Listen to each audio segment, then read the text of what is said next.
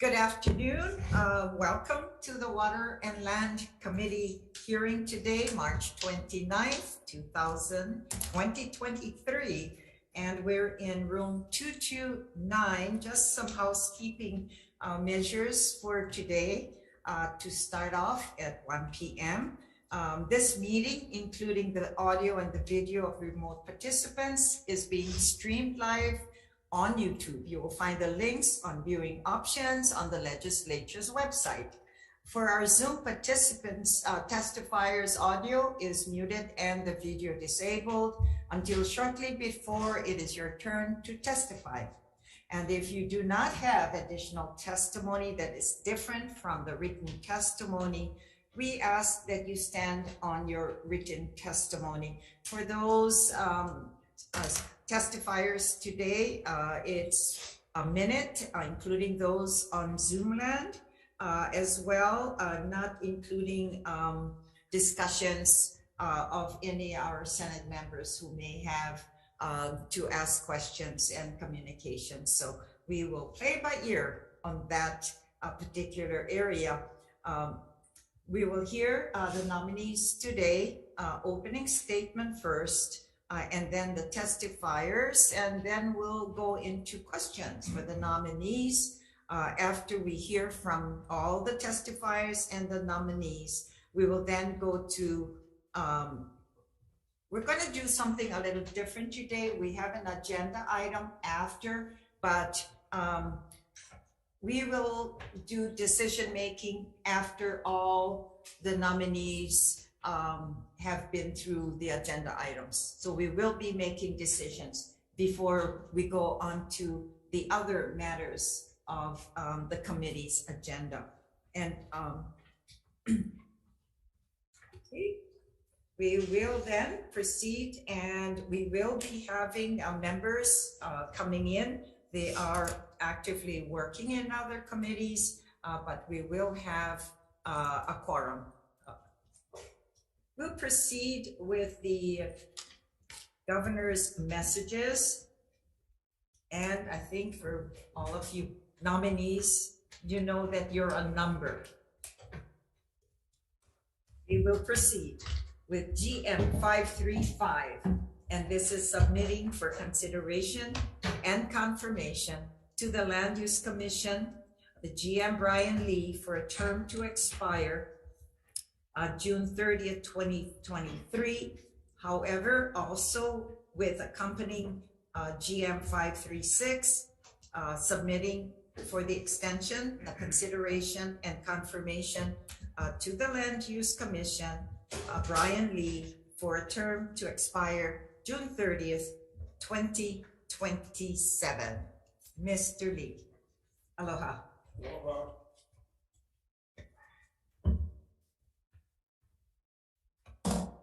Hey, welcome. Thank you, Madam Chair. Aloha, members of the committee. Okay, you can proceed and have an opening statement if you wish. Thank you, Madam Chair. I'm very honored and pleased to be nominated by Governor Green to this position.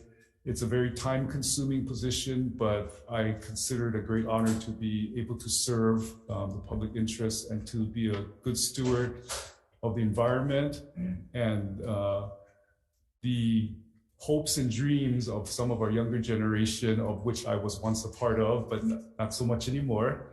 But I really will take this position very seriously. There's a lot of our society's needs and ills that can be addressed by properly taking care of our natural resources, our land, our environment, and making sure that future generations are able to enjoy those things that we grew up with that we're sometimes slowly losing.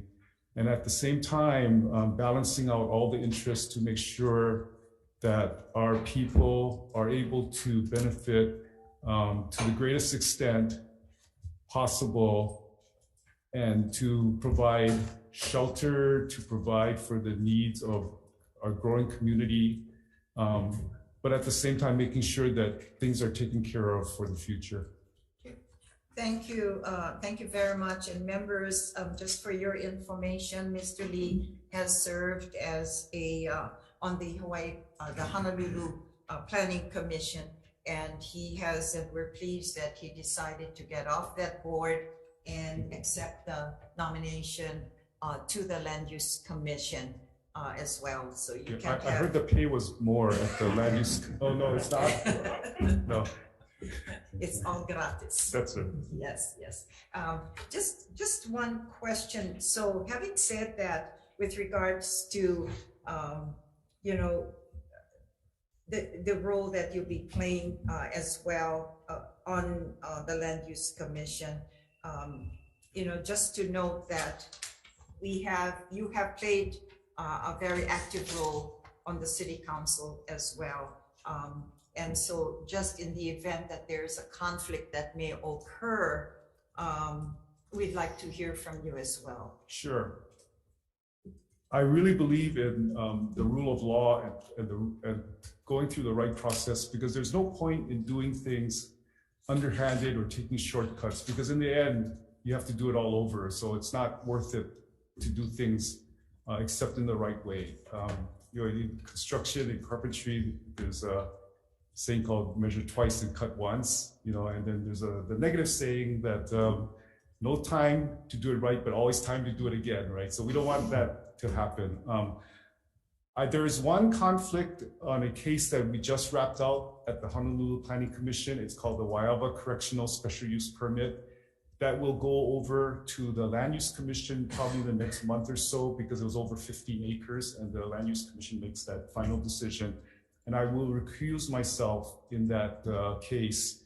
But in any other case, if there's any possibility that there might be a conflict, I would inform the executive officer, as well as the Deputy Attorney General attached to the Land Use Commission, and also to consult with the Ethics Commission.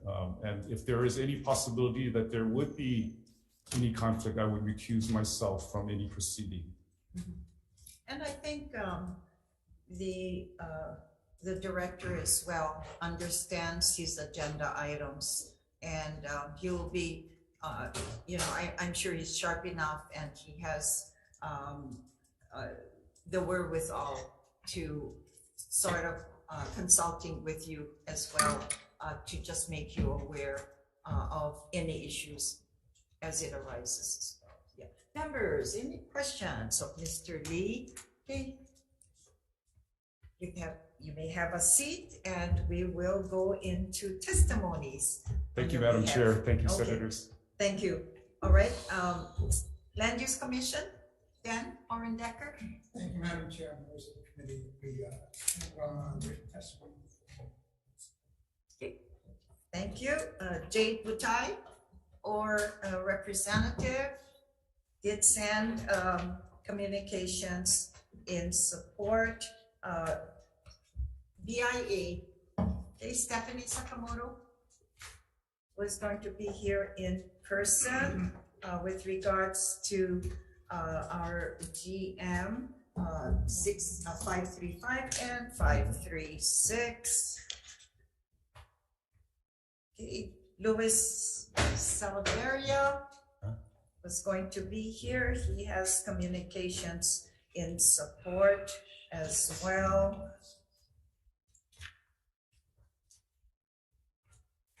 And just to let you know, we do have in our possession 46 has come in to support your candidacy.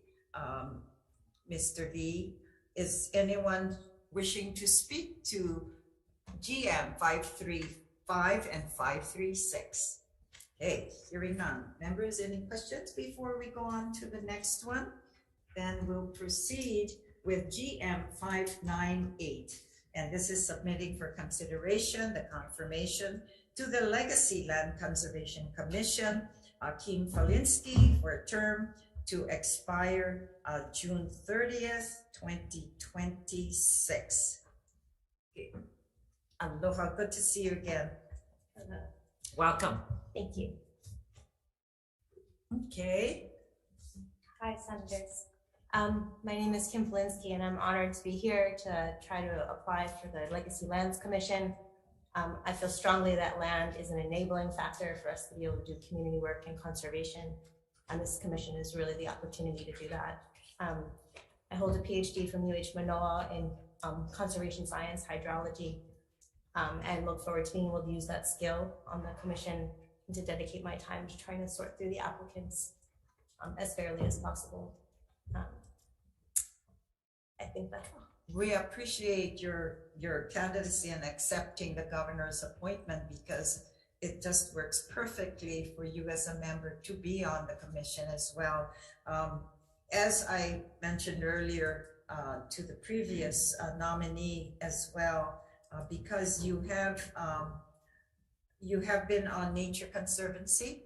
Yes. As well, and I'd like to ask, you know, how would you plan to overcome any possible conflicts of interest as well? Thank you, Senator.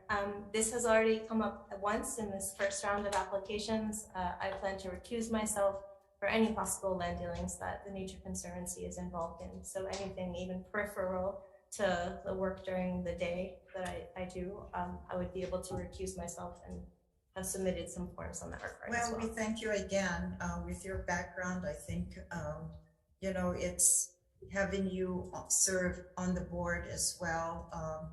It'll add, I'm sure, to the activities borne by the process. Okay. Thank you. Any questions of the nominee? Otherwise, we'll go into the testimonies that we've received on your behalf. DLNR. Hi, Chair. Van Matsushige for DLNR, send strong support of Ms. Polinsky's. Okay. Since you're here as well, I think is this the final candidate for this year? You're okay with quorum and? Yes. Except for maybe next year? Probably next fiscal year. Oh, okay. So she covers the rest of the. Okay, David Penn on Zoom. Yes, thank you, Chair. Good afternoon, Chair and members of the committee. I'm David Penn. I work with Van Matsushige on the Legacy Land Conservation Commission, and I'm just here to support Dr. Polinsky and our program. Thank you. Okay, thank you very much. Is there anyone wishes to speak to GM 598? Good afternoon. Good afternoon, Senator Noe, Vice Chair Alfonte, members.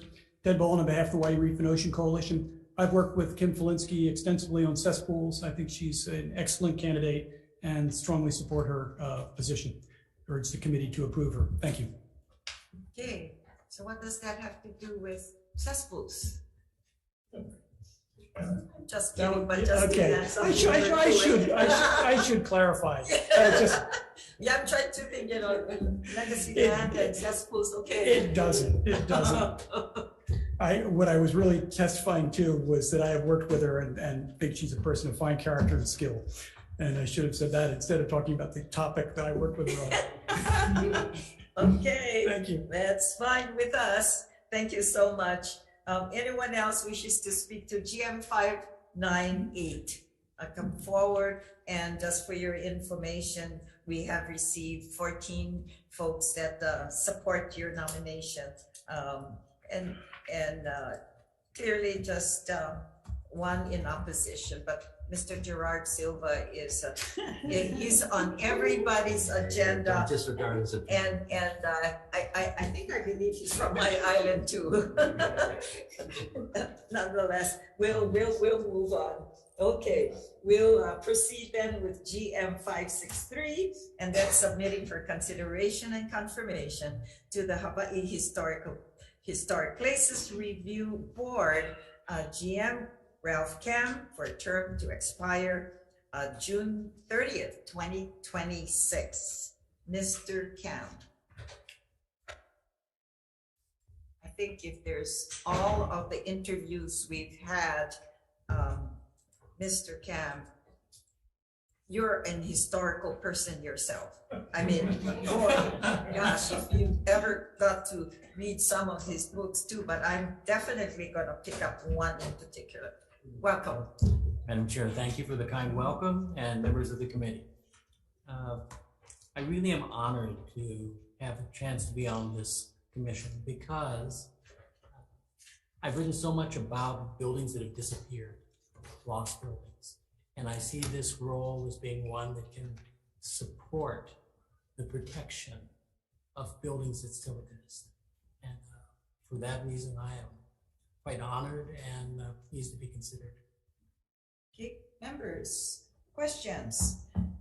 There's over the last couple of years since we're able to serve as chair of the committee and working with SHPD, and I'm happy that we're able to support the agency, and we can blame ourselves here, for the shortness of not providing enough resources, to SHPD, and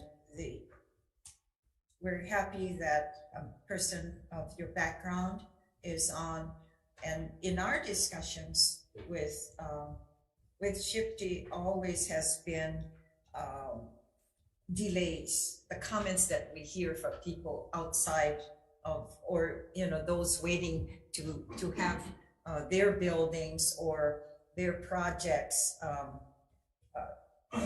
shorten a time period because there's money involved as well, resources, that any delays would probably not benefit someone who wants to at least move along and making sure that the enhancement of the actions taken by the review board as well. But just one question, with the review board now, are there recommendations, and maybe Doctor can help us as well, on when you do, because you're second to the process, right? You're almost towards the final stage, and then it goes to the nationals, if there are national applications. It'll go to the State Historic Preservation Officer, and that will be forwarded to the national. Okay, so the process then, it goes, tell us and educate our members here as well. Aloha, Madam Chair, Vice Chair, members of the committee. I'm Alan Downer, the Administrator of the State Historic Preservation Division. So the review board reviews applications to two different registries. Okay. There is the Hawaii Register, and they are the final decision maker on it. If they list something, when they act to list something, it goes on the register. There's no further filter. We don't review that action. We simply enter it onto the register. If it's nominated for the National Register, they make a recommendation.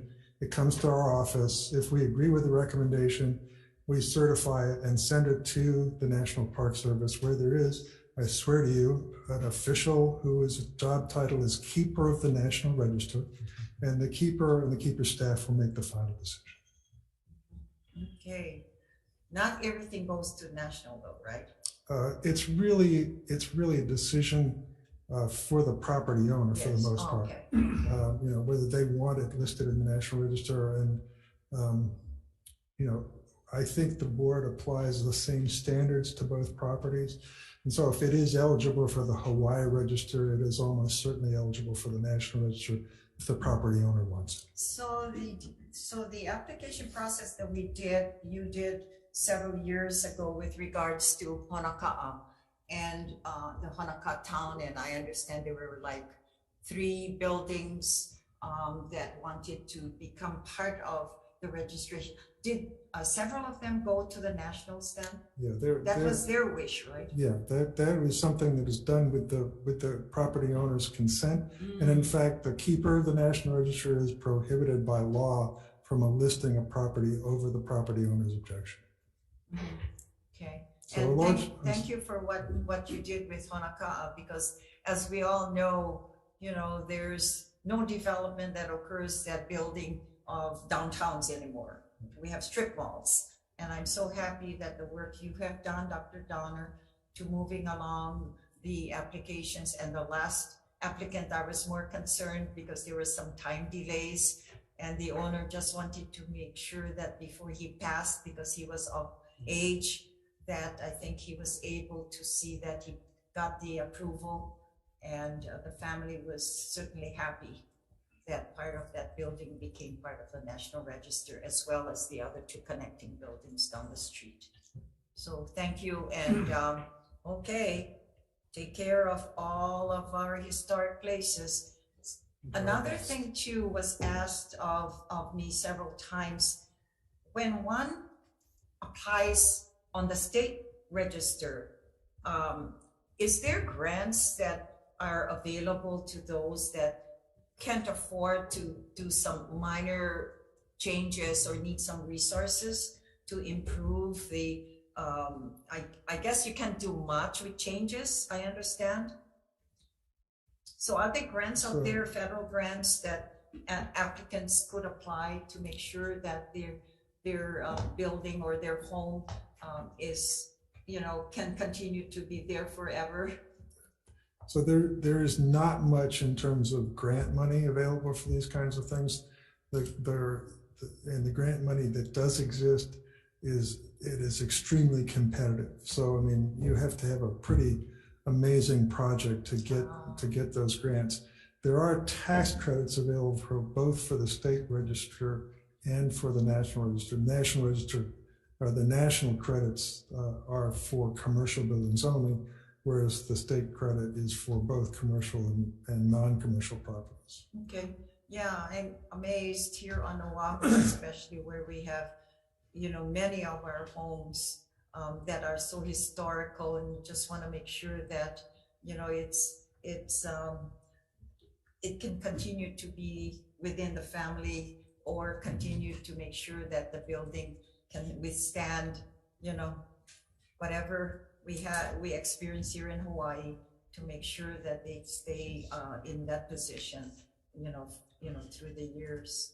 But we have some beautiful homes here on Oahu. Senator Elefante. Thank you. Thank you, Mr. Kam, for your willingness to serve.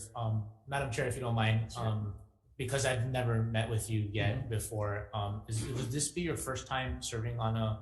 I'm serving on an interim basis now. Okay. But this will be the first time that I am coming down for the Senate confirmation. And what do you want to accomplish, being that you're already serving on an interim basis now? I'm certainly continuing what I'm doing on the board now, but I think, you know, in an overall overreaching sort of mission, it would be to support the office itself, and also to help educate people in the public. I teach historic preservation at the University of Hawaii at Manoa for the graduate certificate program. So that's one way that I'm spreading the word about historic preservation. But there are many people that have misconceptions about historic preservation, and those are some that I would like to dissuade them of. Okay. And one final question I had is, I know this session we considered a bill to change the amount of years being a historic, you know, from 50 to 100. Do you have a position on that? You know, there are many buildings that were within 50 years and they've disappeared. And I had never heard of them. So it's the 50-year period for me seems to be the right number of years. When I was doing my dissertation, I found that the people that I needed to interview, that 50 years was a time that they were still alive. They may have gotten into their own in their 40s, they passed away in the 90s. So memory is very short, and I think the 50 years serves the system well. Thank you, Professor Kam. Thank you, Madam Chair. Yeah, you know, it brings to mind one of the homes that I understand had burned down. Was it last year? So with that said, is there an inventory, Dr. Downer, of buildings like that is so historic? And my reading of that incident points to mind that perhaps we could have some data collected eventually, or a study of these homes that are probably haven't been brought up to standards because the family probably has gone by without any, I guess, children. Their generational period stopped at a certain point in time. To somehow see if we could keep those homes in an active situation, or, you know, it was so sad to see a home like that burned. And I heard I understand that it had a background of such historical backgrounds in that particular residence. In my recollection, thank you for the question, Madam Chair. So my recollection is that that property was actually a listed property. So it was already listed in the Hawaii Register. And, you know, it was an unfortunate incident. Obviously, nobody intended to burn it down, but things happen. So in terms of your question about inventory, we do not have a complete inventory. We have a partial inventory, and our inventory is based essentially on what comes to us in permit applications. We just have not had, at least in the 10 years I've been here, we've not had the resources to go out and do very much inventory. I'll remind you that your bill, Senate Bill 75, would provide, you know, assuming it passes, and Ways and Means and Finance find the money, would provide some money for that activity. And I certainly think would be a very valuable thing. We're keeping an eye on that particular bill, but I tend to agree because, you know, and Hawaii is such a special place too. Thank you so much. Thank you. Thank you. Thank Sure. you. Senator Favela.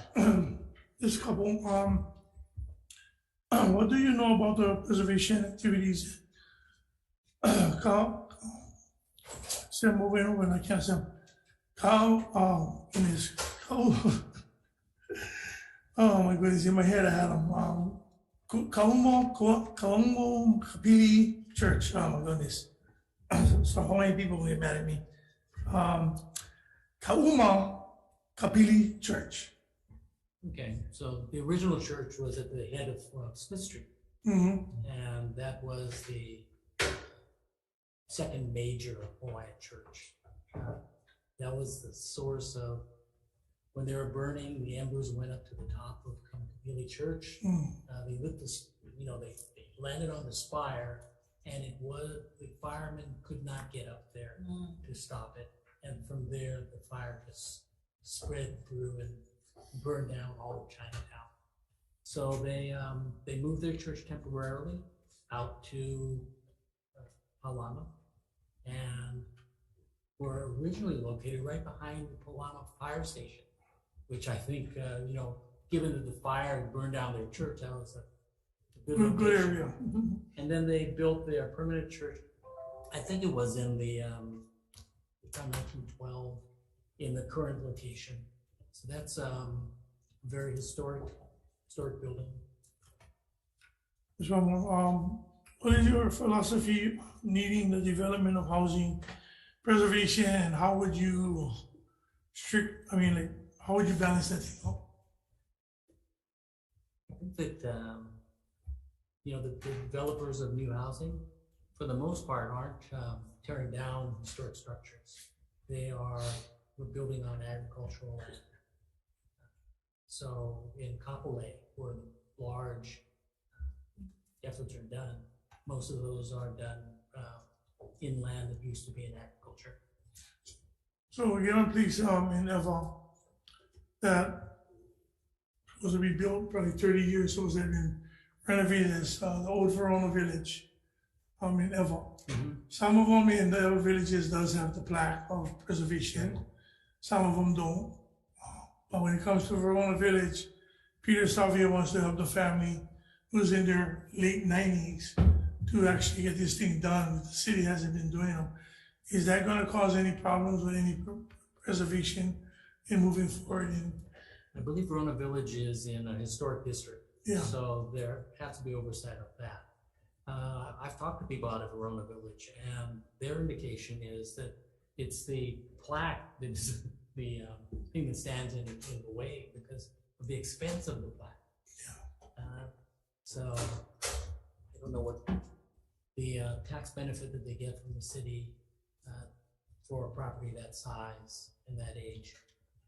Generally, it's a large expenditure for them, especially if they're in their 90s. Thank you, Chair. Thank you. Any further questions? Thank you, Mr. Cam, and appreciate the time you've dedicated to support any of our state agencies as well, and in particular in Chipty.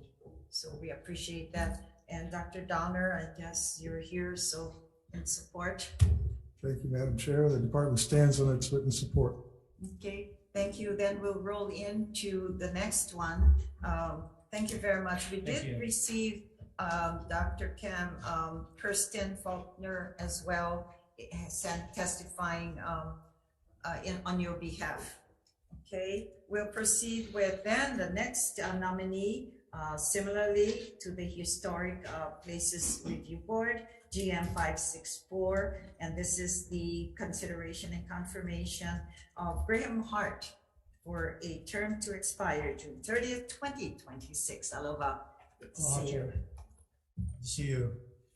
Yes, this is also my first time being nominated for a board like this. I am an architect, and I also teach part-time at the University of Hawaii at the School of Architecture. I've been learning about Hawaii's architecture for the past 15 years and have a doctorate in architecture as well. So I see myself as both a practitioner and an academic, and see this as an opportunity to help preserve our island's heritage. Well, we thank you again for having the opportunity to accept the governor's GM, and I'm sure this will add to the vacancy or the missing vacancy to the Historic Places Review Board as well. Any questions? Yes, Senator Elefante. Thank you, Madam Chair. Because I did not have an opportunity to meet with you, Doctor, can you, the similar question I had for Dr. Cam, could you state your position and how you feel about historic homes and if it should be classified by the amount of years and reasoning or justification for that? I hold a similar position to Dr. Cam. Age has perhaps less of a relevance than kind of importance to the kind of shared cultural memory of a place. And 50 years versus 100 years is kind of concerning because, as Dr. Cam mentioned, it's harder to research things that are older. It's also sometimes we lose these projects right at 49 years or something because people want to get rid of them. But if it becomes a larger number, we're going to lose a lot of significant projects, I think, buildings, sites. Thank you, Dr. Yeah. Thank you, Madam Chair. Yes, thank you. Any further questions? Senator Favela. Okay, what is the other places that you believe that would be historically preserved? What are other places that I That you think? think historically preserved? Oh, that's a long list. Oh, really? Yeah, there's a lot of fantastic places around town, not only commercial properties, but residential properties as well. We talked about historic homes and things like that. There's quite a few, and it's been a pleasure being on the board for the past 2 meetings and seeing the types of properties that are coming in and just the different range and quality of them.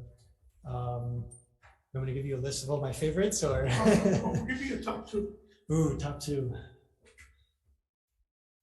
That's tough. So I've had the opportunity to see quite a few homes that could be of historic, on the historic registry, and they have, just because of the owners, they just haven't had the time or haven't had the interest of putting them in on the registry. So I'm going to say the home of Tommy Perkins, who was a significant architect, kind of a mid-century. I had the opportunity to see that home and a couple other homes he did at the end of Kamloops Place. I think are pretty fantastic buildings, and houses like that nobody really gets to see, but the families and generations that it gets passed down on into. But I think kind of putting them on a state registry is a chance to share that cultural resource with the community. Is there a price for that? That's the reason why some of them don't. Is Is it a lengthy process or is it because of the price? It is a process, and it's typically, you know, a homeowner or a property owner will pay someone to do it. I don't know. I think everyone has different reasons for why they haven't gone through the process.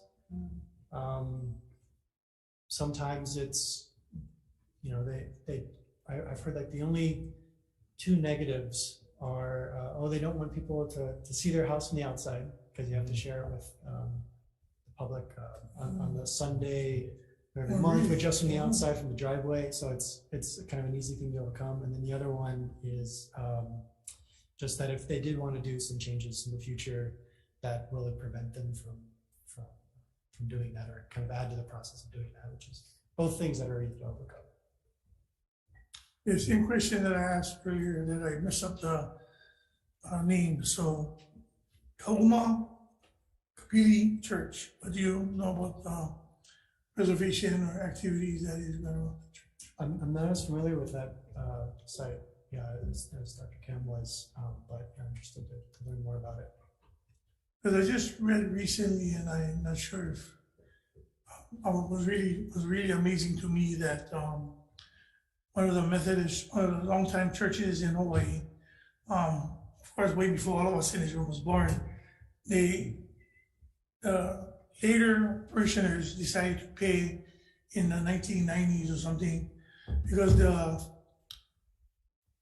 queen was part of the church that was exiled from the church, and they felt in their heart that they preserve. So I have different ones on different islands, Kauai, Molokai. I think Molokai get a couple. And I just thought it was kind of interesting that we're talking about this now, and it came in my head, and I kind of put it up now. But to know the historicalness of our monarchy and how much involved that there was in the churches and besides the hospitals and their members. So it's kind of great that you guys are, looking forward into continuing the preservation. So thank you, Chair. Yes, thank you. Any further questions? Thank you very much as well, and good luck. Do you have an R?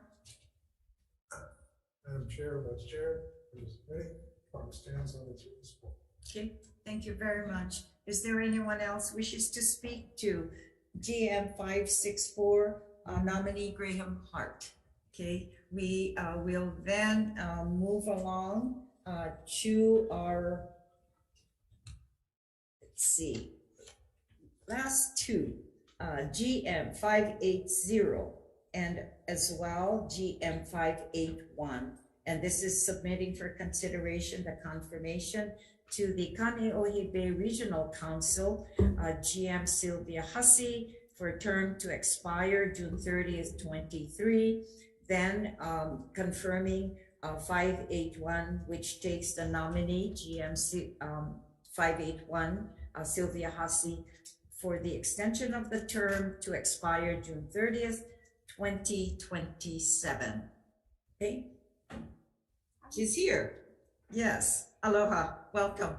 Aloha, Chair and Vice Chair, as well as committee members. Sylvia Hussey, I'm the current Chief Executive Officer of the Office of Hawaiian Affairs, and the Kaneohe Bay Council has a seat for OHA, and so I am filling that organizational seat. Okay, thank you very much. And thank you for, this is one bay, Kaneohe Bay, that the community is so active in this bay, and thanks to many of you as well, and for the commission to make sure that we have continued guidance in its process, to make sure that we stay on top of it for such a beautiful place. And we thank you for being active as well, Sylvia. Any questions of the nominee, GM 580 and 581? Mahalo. Thank you. Yes, Senator. So what is, since you talked about the preservation, what is the mission of the Kaneohe Bay Regional Council? So primarily based on the formation, it's to facilitate and implement the master plan The master plan here is about 30 years old. It's quite comprehensive, and like any plan, you know, could benefit from reviewing in the progress of the implementation, how is it going, what things have been accomplished, what things need to be accomplished. So there's a substantive body of planning that was done 30 years ago, and so the council, under the capable direction of Administrator Nielsen, helps to aggregate that. But certainly top of mind is the use of the bay and all of the stakeholders there, where our community is very much aware and involved there. Identify what are the most important actions. I know you read. So some of action steps must be taken by the council to protect Kaneohe Bay. I think just given where we are in the legislative session, the council has put together some top of mind legislation pieces, and there are many, including Administrator Nielsen and Auntie Rocky. The top of mind is really the commercial uses that are going on in the Bay. Like many other places, that conflict that's there. So that I would say is very top of mind for the council and all of the community members. So going forward as being on the council, this is not from my notes. This is from my brain. Sorry, it came to my head because I remember back in the day when me and Kelly Boy from Capella, from our church, we used to have church activities over there. We seen the desecration of the sandbar. There's nothing in you guys' plan into total, I don't know how we can say it, total restriction upon permits or requests in advance, because even if we do other preservations or other ways of doing them, even going through DLNR and whatnot, there's people that just does not respect the sandbar and the bay. I remember, I cannot swim, I'm just going to tell you, everybody knows that. But I had a jet ski. I gotta teach you that. Okay, Senator. So I had a jet ski, and Kelly Boy had jet ski. So every Wednesday after Bible studies or before Bible studies on Wednesdays, he was off during the week. So we would go ride jet ski. So I bought my own jet ski and made sure that people gave me the best life vest and the best jet ski to not gonna break. But what was concerning to me in the Bay was my jet ski. You know, I was just learning. I didn't know I was going towards the reef. And I was so scared because I didn't want the boat to damage the reef. I jumped off the jet ski, tried to land on my back with a jacket. I fell through the reef because the reef was dying. Are we in any progress of that? Come on, growing our Yeah, I was just gonna say. Come on up. I think regrowing our reef, because that was very sad to see. Yeah. That, I mean, it was good for me because I didn't get cut up, but I mean, it was sad to see that I fell through the reef. And of course, I'm not late, but I fell through the reef and I realized I didn't get any cuts or whatever. It was like powder. So that was something that came to my head. That's the reason why I'm bringing it up. Aloha, Brian Nielsen, Administrator for Division of Aquatic Resources at DLNR. Kaneohe is actually one of the hope spots. So it has been, it's experienced dredging and lots of pollution over the years, but the coral is actually looking really well. There's a lot of engagement. There's a lot of research. So it's actually in this era of coral loss due to coral bleaching, Kaneohe Bay is looking really good. So you should get back out there and check out the reef and let me know. No, I broke my ribs riding that jet ski, so I sold it because I never like drown. But thank you for that. I'll make a chance to go out there and check it out. Maybe there's a glass bottom boat. I hope so. I think That can fit me. our committee will be going after we session. need to check Doing it a out. visit, and Anti-Rocky folks have offered to host us as well. Yeah, so that's something that I would want you guys to later on come back and talk to us here on how we can really malama a sandbar and really put in parameters so that people that enjoy the diving and using of the bay don't have to worry about somebody running them over or running over their floater because they don't know the rules and they don't follow the rules, or they're intoxicated, or whichever one. So let us know how we can help going forward with that. We can do that. Okay, Senator Elefante. Thank you. I know you're really busy. However, do you have the time to commit to being on this regional council? So the meetings are held from 6 to 8 in Wednesday evening, so yeah. Okay. Schedule. Yeah, are able to Zoom, we're able to do that. So that's been one of the ways to stay. And I'm just browsing through the website and seeing, recommendations. Hopefully the regional council can come up with plans or suggestions to the legislature, next session, if you're able to accomplish that and working together, if you have any ideas for, as part of what you mentioned as part of the master plan or just in general for Kaneohe Bay.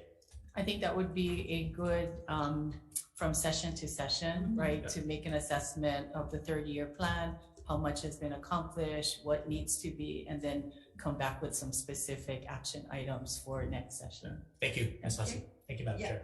Thank you very much.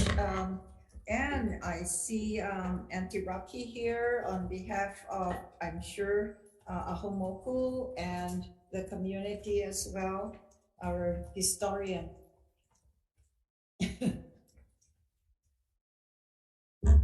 Aloha. My co-chair, co-chair members of the committee, I know I have only a minute, but I must say we are honored and privileged to have Sylvia be chosen by all to sit on this committee. Other people they had before wasn't people from our community. Actually, Sylvia is from the Kola Pokomoko, and she happens to live in Heia. And her knowledge, what she knows, both on leadership, management, also in culture, we couldn't have picked the perfect person for sit in that position. Mahalo. We definitely support her. All right. Thank you. Mahalo. Mahialani Suffer has, I don't see her Auntie Rocky today, but she sends communication to in support on behalf of their group as well. Okay, and we did receive 9 support communications on your behalf. Okay, hearing none. One more, GM 582, and this is submitting for consideration the confirmation to the Kaneohe Bay Regional Council, GM Joseph Picard, for a term to expire June 30th, 2025, and he is traveling, and I think he's on Zoom. Aloha. Aloha, Chair Inoue and members of the committee. Thank you very much for considering my appointment to the council. My apologies for not being there in person. I admit, the previous admit to be here on a mainland for business and cannot therefore attend. But again, thank you very, very much for considering my appointment to the council. I've, like with Rocky, we've been involved for Rocky longer than me in the Kaneohe Bay Regional Council. I was one of the people that helped draft the plan. A lot of good people put a lot of effort, time, volunteer work into drafting the document. Generally very well conceived. It generally needs to be updated in certain places. However, it's a very good document to guide our community in protecting the Kaneohe Bay, which is an incredible resource to all of us that live out there, the rest of the state, and frankly, across the nation and the world. There's a lot of researchers that do incredible work at Coconut Island, and our efforts continue to be to protect the Bay for future generations. Thank you. Well, we're happy to have you this time around. You're such a busy person. I think the community wanted you back years ago, but we're happy that you decided you're going to, because you're a resident there forever as well, but we're happy that you're able to serve this time around.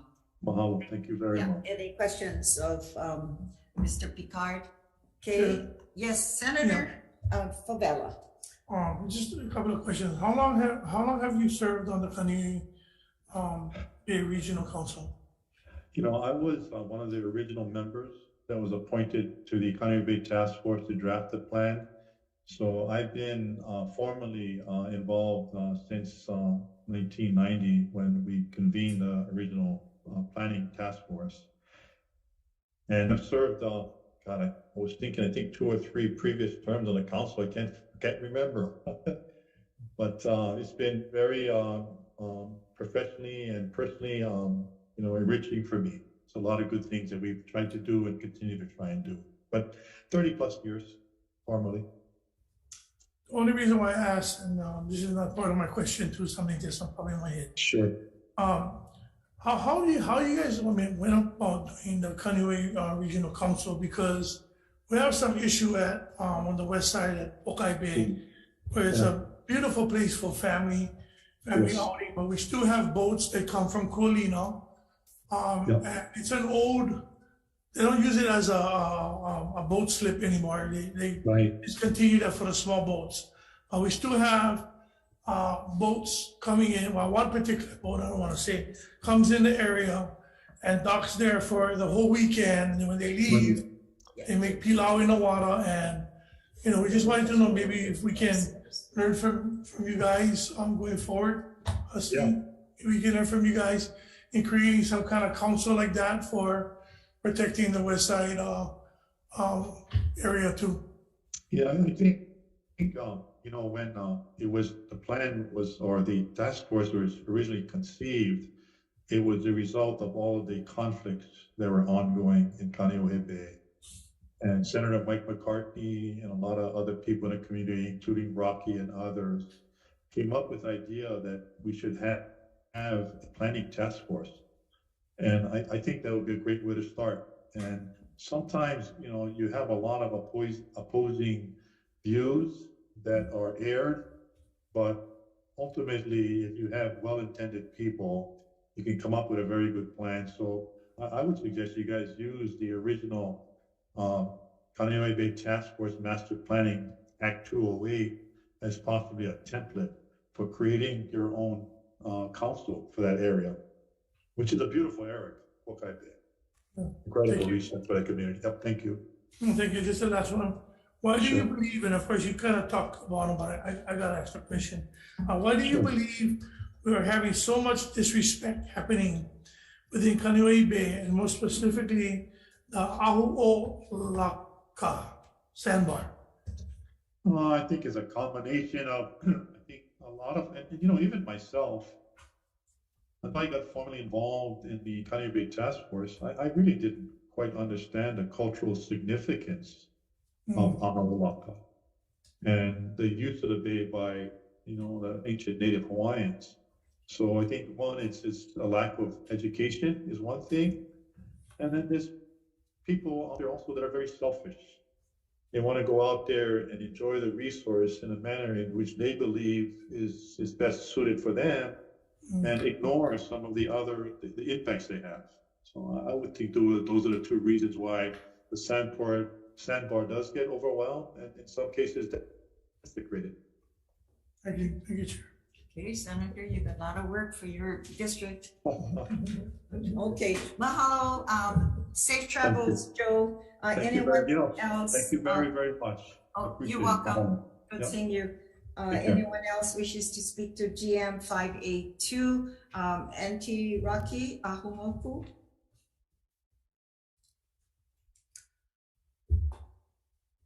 Yeah, hello again, Madam Chair, members of the committee. You have my written testimony before you, but I'd just like to say a few words, comment on Mr. Pickard here. He's right, he's been in the Kaneohe Bay Master Plan from the very beginning. And Senator, you should get a copy of the master plan. DLNR has it. We need to look at it because it took us over 1,500 hours to work on it, and it took over 100 people to work on it. And it can be done, it has been done.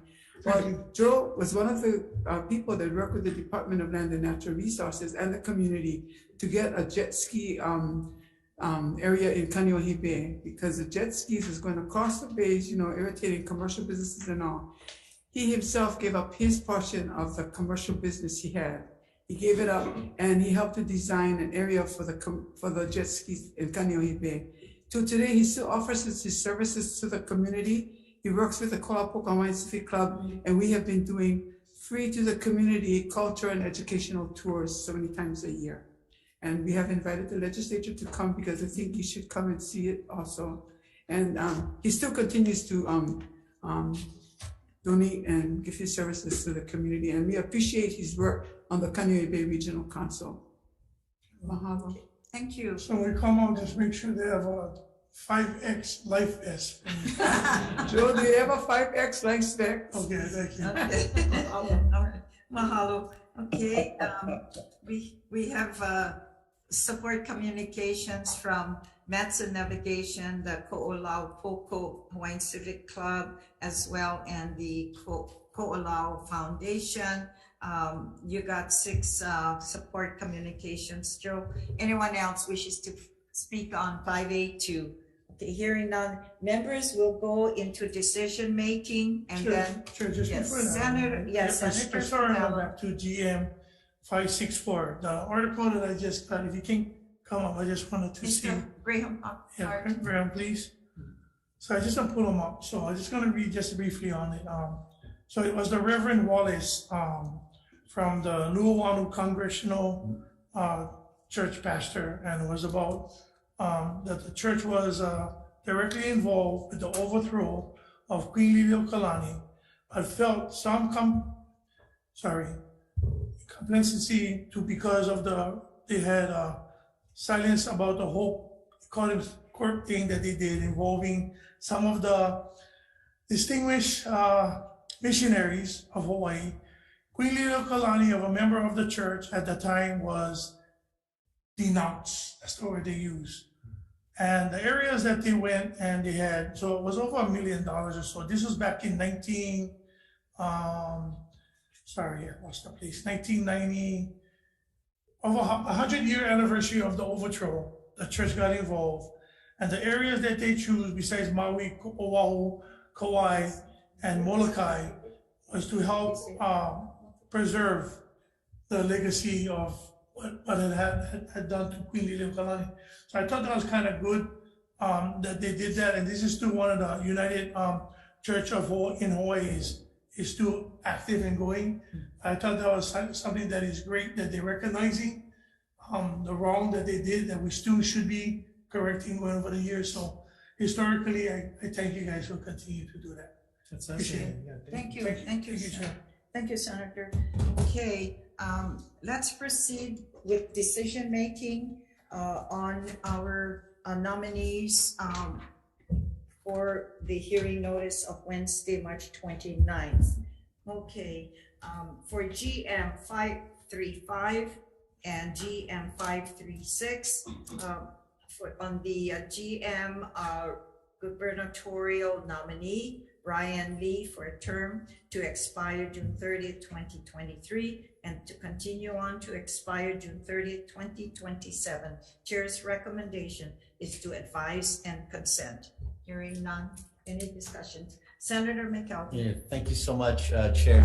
Thank you first for the nominee for meeting with me. I asked him some very pointed questions, and trying to be diligent as possible. I was very happy to hear that, some of the bills that were originally introduced this year that the Land Use Commission was opposed to, that he too was opposed to the language in those bills. And also, I asked him point blankly about moves to abolish the Land Use Commission, which have been done by several groups and several parties, of which I've been opposed to. And I was glad to hear that he himself also opposes the abolition of the Land Use Commission, and reemphasize his words, not mine, that they are not the problem and that they are pretty expeditious in moving the dockets along. And so given that, while there was probably more testimony that could have been received, I feel comfortable in supporting your recommendation. Thank you. And we'll continue to do so. Thank you, Senator. Senator Elefante.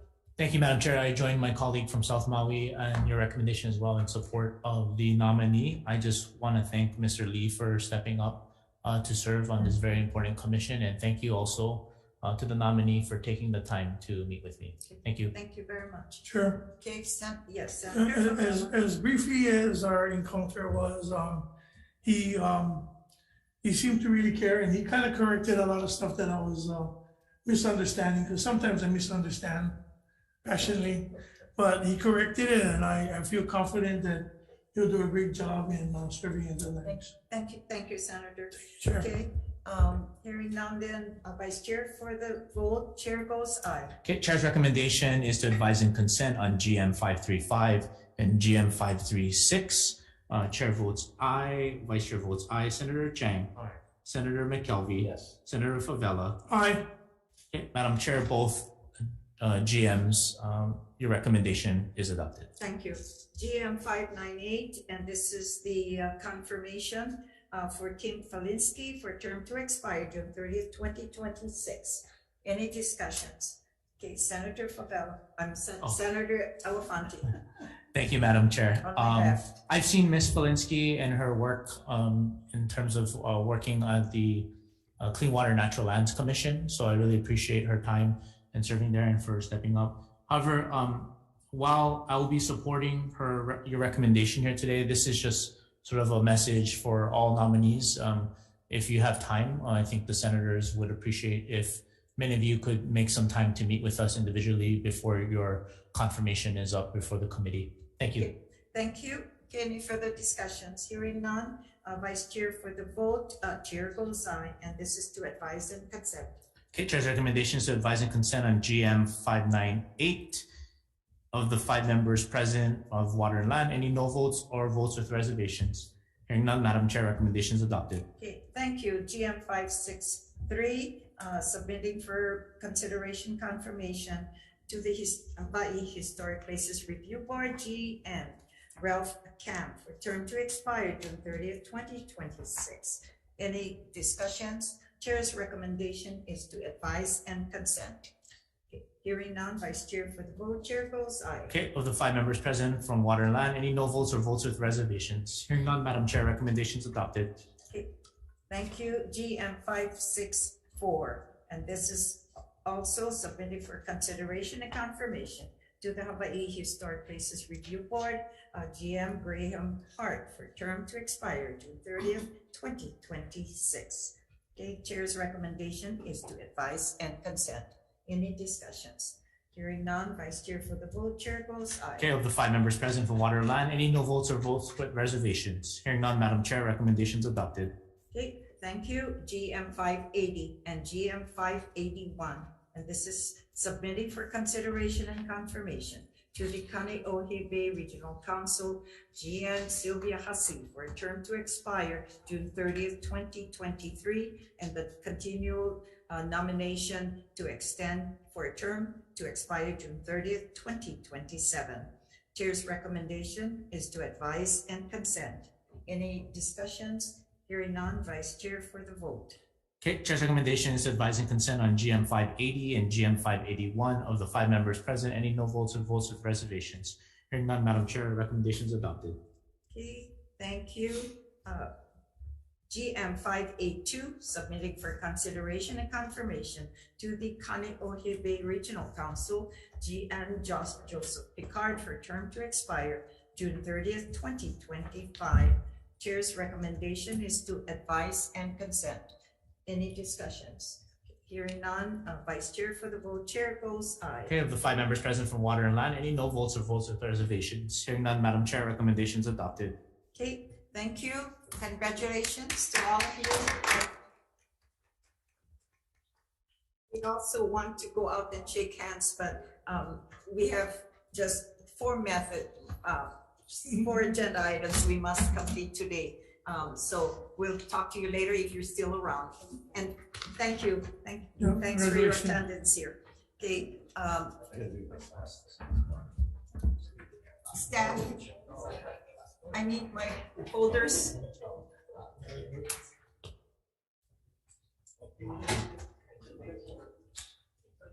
Okay, we're ready. Oh, it's okay. No protocol very well. This is the rest of the Yeah, time, I know. but We're going to roll. Yeah, we're ready. Okay. Okay. There you go. Thank you. Yeah. I'm sure you have the electronic, but if it's easier. Good. Thank you.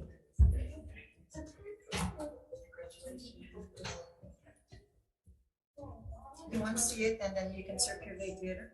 So you can see, and then later on, you can have it and then bring it back to committee, and then we can share. Okay. Okay, members, let's proceed then with our SCRs for the day and SRs.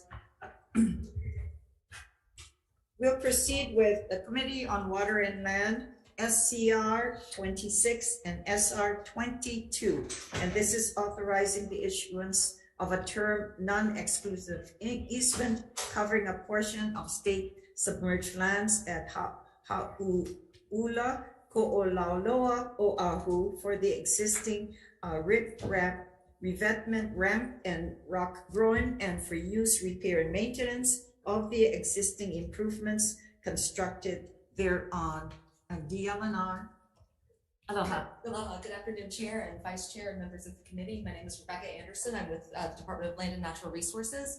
We have submitted testimony in support of this measure, these measures, excuse me, and we stand on that. I would, however, like to update the record.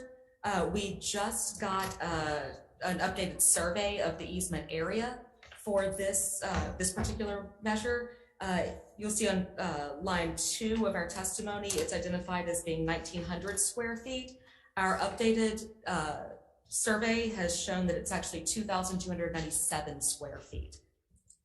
Okay. So just for purposes of updating the record, I wanted to point that out. Okay, do we need to amend this then? Wait, now what lines, where are you?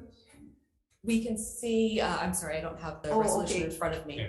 Okay, which one? The 9th? Oh, okay, right here. Now, what is the change now? It's now 2,297, so 2,297 square feet. Then, staff, do we need to make an amendment to it? Because we need to pass this measure. Yes, the department would recommend the amendment. Yeah, unless we leave it. Okay. Okay, all right. Okay, okay, all right. That's good. We'll just we'll adopt your recommendations. Thank you, Senator. Okay, thank you. Okay. And just for clarification as well, my understanding is with regards to easements, that we really need the SCR, not necessarily the SRs. That's correct, Senator. Okay, all right. Okay, thank you so much. Thanks for bearing with us today. Okay, for SCR 26 and SR 22, we have communications. Let's see on. Let's see. Oh, that's for another one. Okay, members, any questions on SCR 26 or SR 22? Okay, hearing none. Oh, sorry, Chair. Yes. Can you get sure. Any clarification? DLNR. Sorry. Of course. You know, because over here says like the rock quarries area. What is specified as a rock quarry? You know, like in Hawai'i Bay, they have the rocks that was damaged during the Iniki or hurricane, that all the rocks would fall in or whatever. Is that considered to be one of the growings, something similar to this of the wax part? That would be something different, I believe. I'm not exactly familiar with the exact objects that you're talking about, but in this case, we're talking about some rocks that were, we talk about riprap or rock groin. It's rocks that were piled purposely and built purposely up into kind of a loosely held seawall that may or may not have some kind of mortar in between the rocks.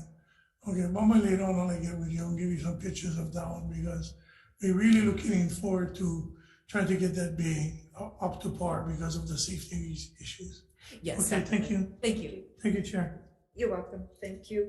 Okay, SCR 83, and this is authorizing the issuance of a term non-exclusive easement covering a portion of state submerged lands at Kaneohe, Ko'olauloa, Oahu for the existing road, boat ramp and concrete wall and for use, repair and maintenance of the existing improvements construction thereon. DLNR.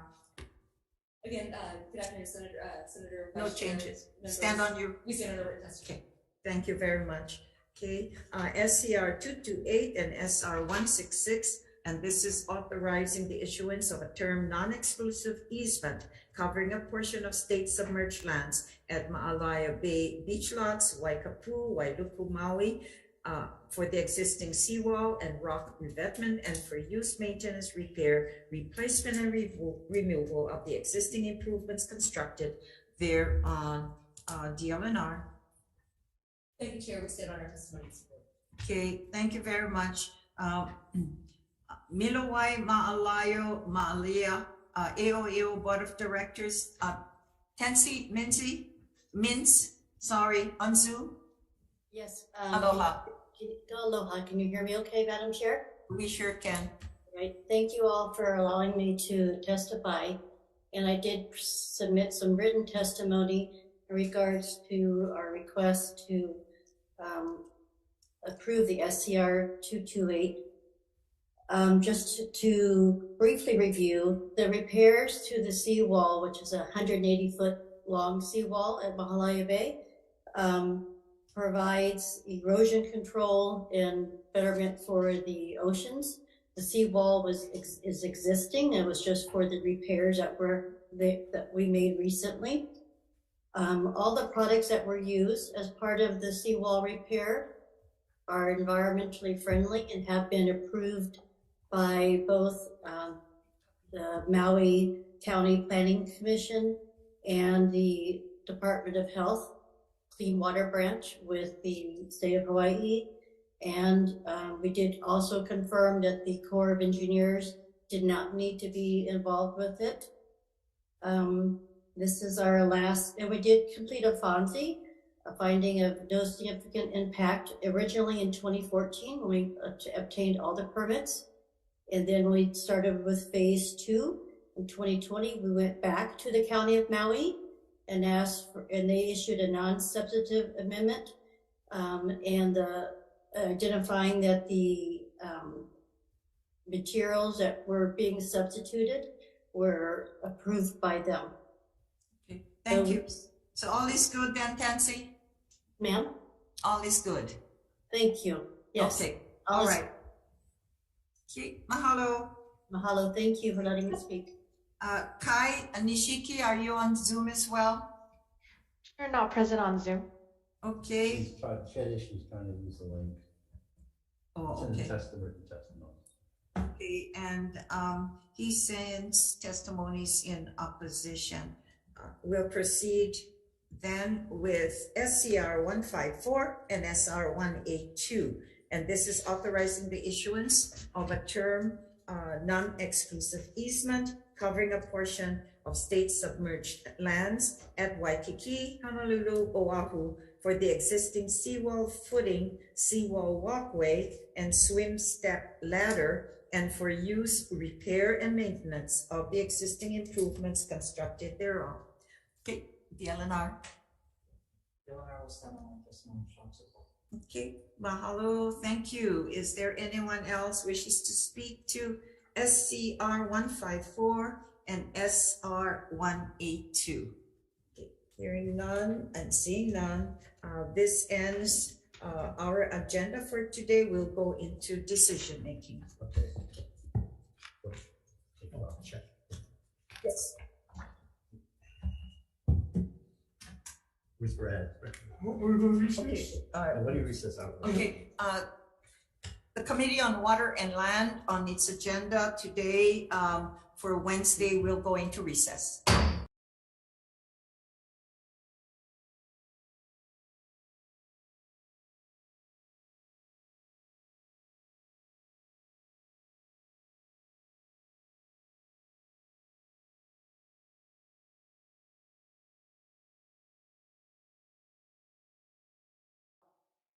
Okay, with regards to SCR 26, I think with this particular one, we did hear from DLNR because they already can do this work. So Chair's recommendation is to defer this indefinitely. Okay. And the rationale is the submerged lands with the prior authorization of the current concurrent resolutions, and the statute requires, as we did say, the submerged land leases to be authorized by a concurrent resolution. It's unnecessary to pass the Senate resolution. So that's for clarification for the record. Okay, SCR 83, and this is Chair's recommendation is to pass this measure as is. Any discussions? Hearing none, Vice Chair for the vote, Chair goes aye. Okay, Chair's recommendation is to pass SCR 83 as is. Chair votes aye, Vice Chair votes aye. Senator Chang. Aye. Senator McKelvey. Yes. Senator Favela. Aye. Madam Chair, recommendation is adopted.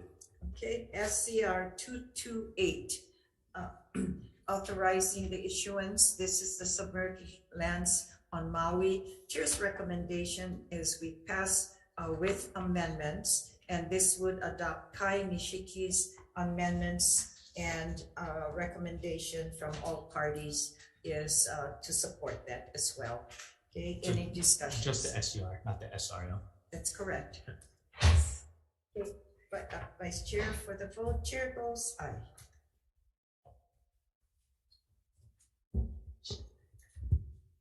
Okay, I do have to correct that as well. As I mentioned, the previous, for the record on SRs, we will be deferring SR 166. Okay. Yeah. Chair's recommendation is to pass SCR 228 with amendments of the 5 members present from Waterland. Any no votes or votes with reservations? Hearing none, Madam Chair, recommendation is adopted.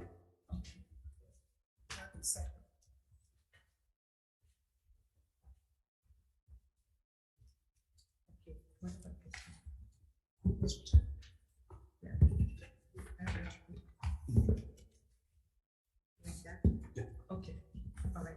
Okay, for SCR 154, Chair's recommendation is to pass as is. Any discussion? And no SR And- 180. And yes, I was going to mention that after we do this vote. Okay, Chair's recommendation is to pass SCR 154. Okay, as is. Okay, of the 5 members present, any no votes or votes with reservations? Okay, and Hearing also, none, Madam Chair, recommendation is adopted. thank you. And with this concurrent, SR 182 is to defer this indefinitely. Okay.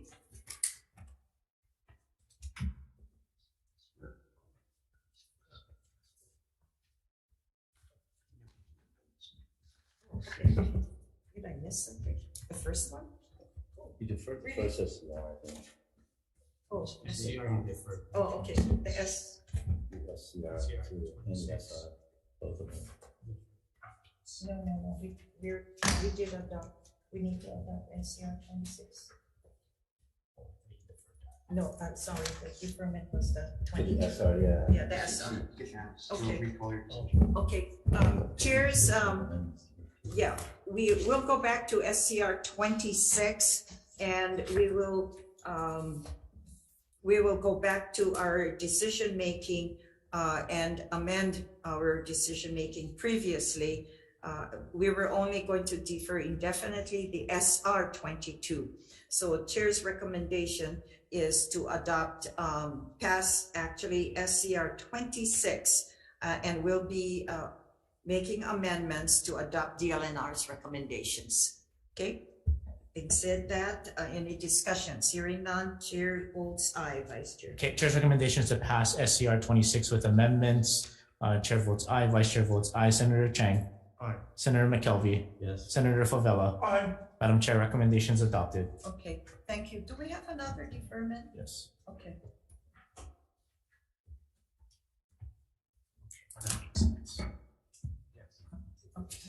I don't need this, I don't need this. Okay, was it on that?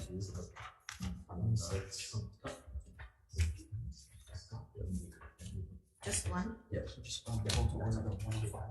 Okay, okay. The Waterland Committee is going into its deferred agenda, and this is the 1:05 PM agenda. Members, it's SCR 115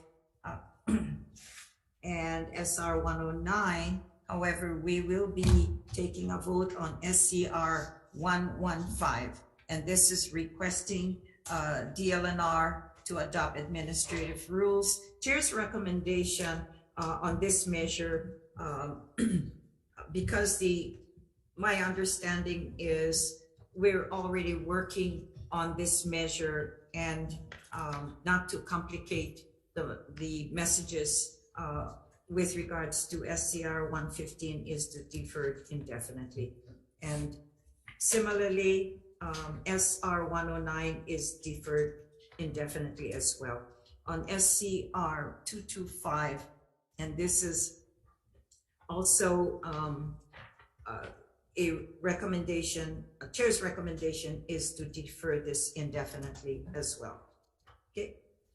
All right, this concludes the Committee on Waterland decision-making on measures of Wednesday, March 29th. Thank you, members.